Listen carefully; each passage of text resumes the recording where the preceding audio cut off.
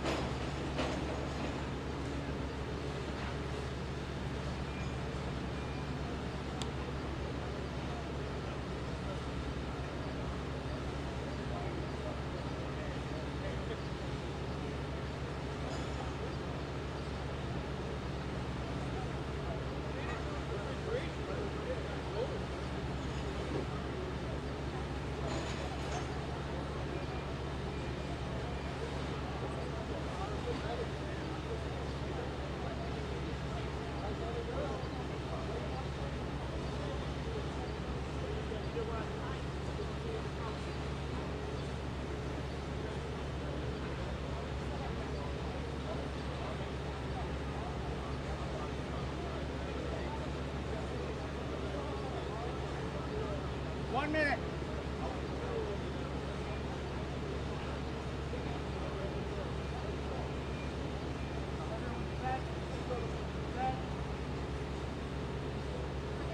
Anyone?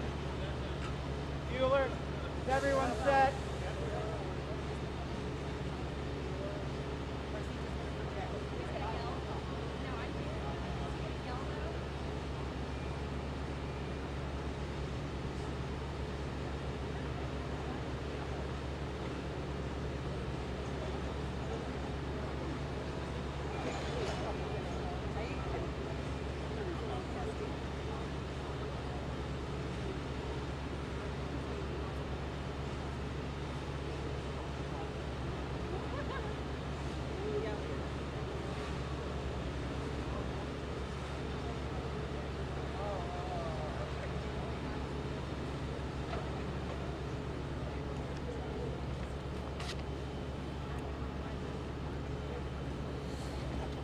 Good morning, everyone.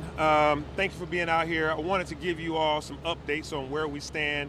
I know we did not have the weekend that Atlantans had planned to have, that our residents, our businesses, our visitors. I know this was an eventful weekend with the two major water main breaks that occurred across our city. And so to our residents, what do you say? Could you speak up, please? Oh, got all these microphones here. So to all of our citizens, we wanted to apologize for the weekend that had a lot of folks having to boil water and a lot of challenges throughout the weekend related to these water main breaks. We are laser focused on this problem, and my administration understands how critical water is for our lifeline in this city. And our crews are working nonstop to address the issue, as you see here. The water main break that occurred on James P. Brawley and Joseph Boone has been completed through multiple rounds of repairs on that aging piece of infrastructure. That was completed on Saturday evening, and we can get the details of exactly when, but that was completed late Saturday afternoon, early evening, and pressure came up and individuals were able to get more water. And now you see this repair that's taking place at 11th Street and West Peachtree. Our main priority is to restore water service to all residents and businesses, and please be assured that we are doing all that we can to provide you with that, as well as updates as we go through this process. Right now, we have issued a state of emergency in the city of Atlanta, and that state of emergency allows us to advance quickly purchases that we need to make, services that we need to acquire, and also take on activities that we need to do in a very rapid fashion. So I've declared this a state of emergency at this time. The boil water advisory is still in effect as we work through the repair process right here at 11th Street and West Peachtree. Earlier this morning at around 1 a.m., we were able to start turning off the water. It took a long amount of time to turn off the water, but as you can see, we no longer have that large geyser gushing in the air as we've had for the last few days. So around 6 a.m., 7 a.m. or so, that water went all the way down. I was out here about 2:30 a.m. and it got to about halfway, about waist high. So it's all the way down now, and you can see that operators are in the hole fixing that. And that means that we have water temporarily turned off from 11th Street, this area from 10th Street to 12th Street, as well as West Peachtree to Peachtree Street. These few blocks right here, we have water turned off because they are doing these repairs. So as of this morning, you can see that the repairs are still ongoing and water is no longer gushing in the air. The pipe is being repaired. As we are focused on this area, we are also monitoring our entire infrastructure system to ensure that it is available to everyone. As you know, yesterday, there were some minor breaks that occurred. I was out at two of them, one at 1190 Atlantic Drive and another one at Euclid and North Avenue. Each of those were repaired within an hour to an hour and a half, routine, normal breaks, and we took care of those rapidly. The watershed department did what they do best, which is take care of those problems. Please monitor social media on the City of Atlanta social media and the City of Atlanta's website for more updates And I want to thank you all for your patience. I want to thank the citizens of Atlanta for your patience. I want to thank the businesses and restaurants for honoring the boil water advisory. But also yesterday we had a full day of activities throughout the city. The world's busiest airport continued to work. 355,000 passengers. We had a soccer match, concerts, restaurants and businesses were operating yesterday. So thank you for your patience and thank you for working with us through this problem. And I really want to thank the men and women that are out here as operators working right now. Many of them, I saw them at 2:30 in the morning yesterday. I saw some of them at 4:30 in the morning Saturday night, which is Sunday morning. Same guys, rotating crews, and I can see them and talk to them, and they are very committed to fixing this and finishing the job. So I thank them for their dedication to all the men and women of the Atlanta Watershed Department, but also we work as a group project, and I want to turn it over to our COO Burks, and she can tell you about our group efforts as we stood up our Joint Operations Center and worked as the whole of government together. Ms. Burks? Thank you, Mayor, and good morning. I certainly joined the mayor in... Okay. Good morning. I certainly joined the mayor in thanking our residents and businesses and our employees and contractors for the work that they have been doing. Many of you have seen what's been happening on site, but oftentimes you don't see what's happening off site. So I also want to thank our many departments within the city of Atlanta who have pulled together to support the Department of Watershed Management through this crisis. We have pulled in 14 of our city departments to open up our Joint Operations Center. We were there from 4 p.m. to 4 a.m. Working the whole of city government in order to provide all of the support that was needed for this particular crisis. Even from helping our police department, helping to get the part here from Alabama by calling on our partners so that we go through traffic to get that part here as soon as possible, to our 311 operators working during non-operating hours, you name it, across city government, our departments came in, stood strong, and helped out in every kind of way behind the scenes for this particular crisis. And now, before we go forward, I'm going to turn it over to our Fire Chief Smith, who will talk more about the work that we have been doing around supporting our residents with water, doing check-ins around our hotels and businesses. So Fire Chief Smith, I'll turn it over to you. Thank you, CEO Burks. Good morning, everyone. I just want to reassure you and the citizens that fire service in the city of Atlanta is uncompromised, and we are here and all fire stations operating at 100% capacity. I'd like to formally thank our mutual aid partners for providing water tankers to assist us in our times of need, and thank all public safety entities that are working with us, such as APD and corrections. As the COO said, the fire department does not only respond to emergencies, but we are here in times of need.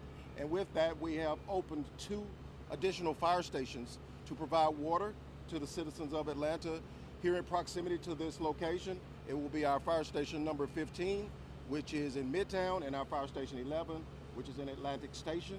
And here shortly, we will be walking the streets, making sure that the citizens are prepared to have water and meet their needs. We ask you, though, if there are any questions or concerns, please don't hesitate to call 311 if you need some water, to find a location where you can get some. We ask that you be patient with us because we do run out and we are still running calls. But just reassure you that we will get restocked and those locations will be available. Our code enforcement officers also will be on the streets, and we will be targeting the businesses to ensure that they are in a posture to maintain during this space as best we can. And with that, I will turn it over to our police chief, Chief Sherbar. Thank you, Chief Smith. Good morning, everyone. Just to reiterate the mayor's reassurance early, the police department remains fully activated and operating. We have not been impacted at all during this time of delivery of services. I do want to commend the men and women who have been working out of police facilities and precincts with the water disruption. When the mayor called for the mobilization of all city departments, we did activate our training section, which normally has Saturday and Sunday off. But those recruits and sworn members reported to duty. They began the delivery of water, the canvassing of neighborhoods, particularly of our senior citizens, and they have worked throughout the weekend and continue to work today. We will remain fully mobilized, using all of our resources within the police department to assist the effort you see behind us, supporting the men and women at the Department of Watershed Management as well as constituent services. I do want to thank our partners at the Georgia State Patrol. Yesterday, there was a vital piece of equipment needed for the repair behind us, and that equipment was in Alabama, which is a little bit of distance from our city.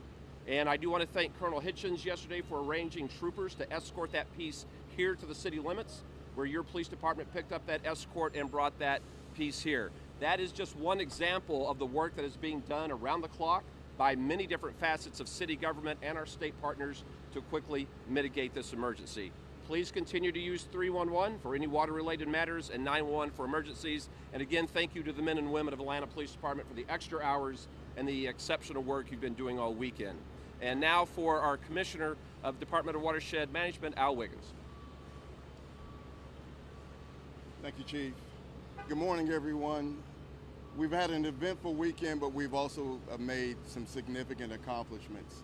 At a very high level, I'd like to recap what has occurred over the weekend, starting with our incident at the intersection of James P. Broadley and Joseph E. Boone, where we had an event where 3 transmission lines intersected at the point of the break, which caused us to have to disrupt service for the areas that receive water supply from those 3 lines. At that time, the mayor made a decision to conduct the repairs post to 5 o'clock when our daytime population increased, and for us to decrease the burden on our customers. When the repairs began, we took a little time to drain the lines because we didn't have as much demand on the system. I want you to understand that the area where the work was being conducted is a confined area, and the infrastructure and the design of the infrastructure was created 80 years ago. Although we've had ongoing projects over the years, the design of that particular infrastructure was created 80 years ago. So while we were there, we identified some inefficiencies in the design of that system.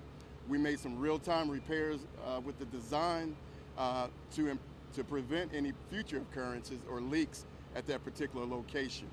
I can say that that location has been taken care of. All of the repairs have been completed, and all of our customers have been restored dating back to Sunday evening.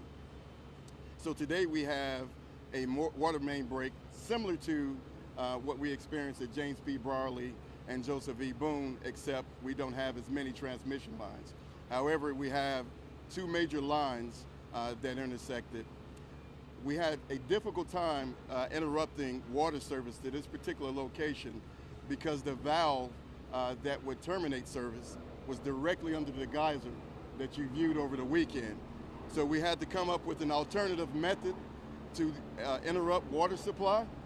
And with that method, we wanted to hyper-localize the repairs to prevent anyone from coming offline or being disconnected from water services unnecessarily. This morning at 7 o'clock, we were able to get into the hole after slowly reducing the pressure from our Hemp Hill plant, and also with some devices that we installed here locally. It was important that we took a slow approach to not cause additional damage to our infrastructure. We are pleased with the direction that the repairs are going now. We are, as you can see, excavating the site to facilitate the repairs. We have no reason to believe anything other than this will be a routine repair that we will have completed here soon. I'm happy to address any questions, should you have any, about the ongoing work here at West Peachtree and 11th Street.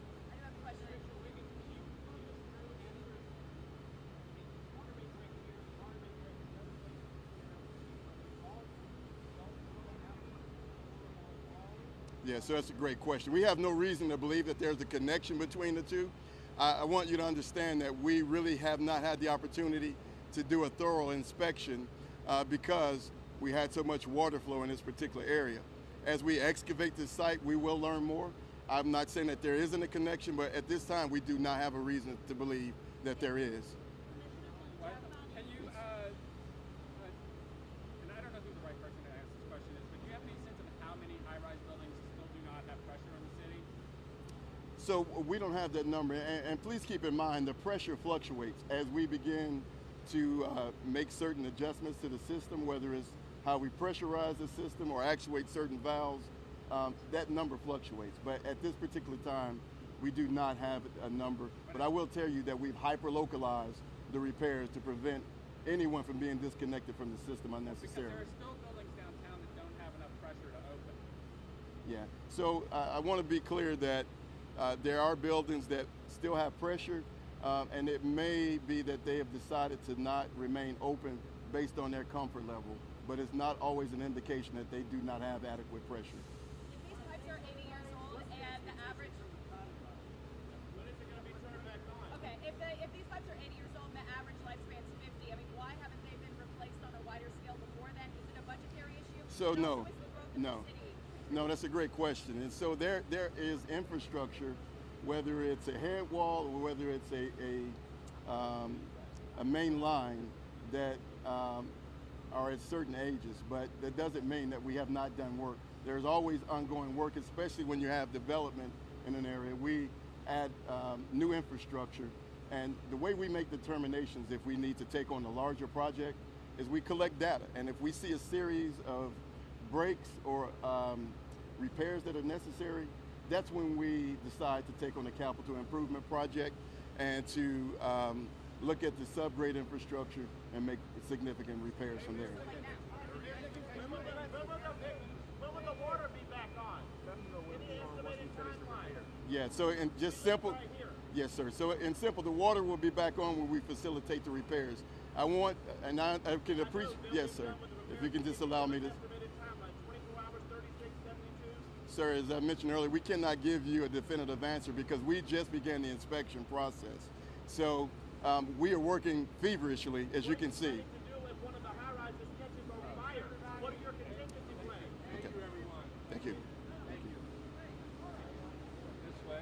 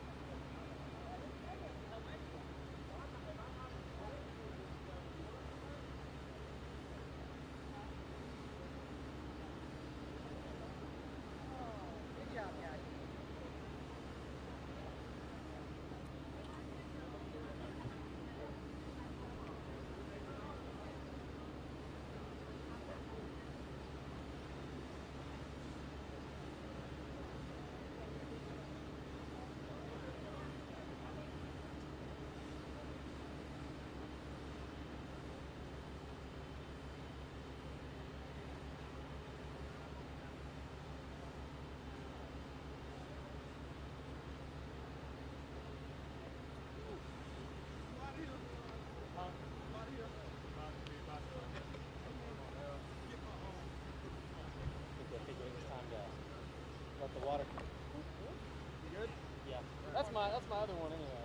Not mine.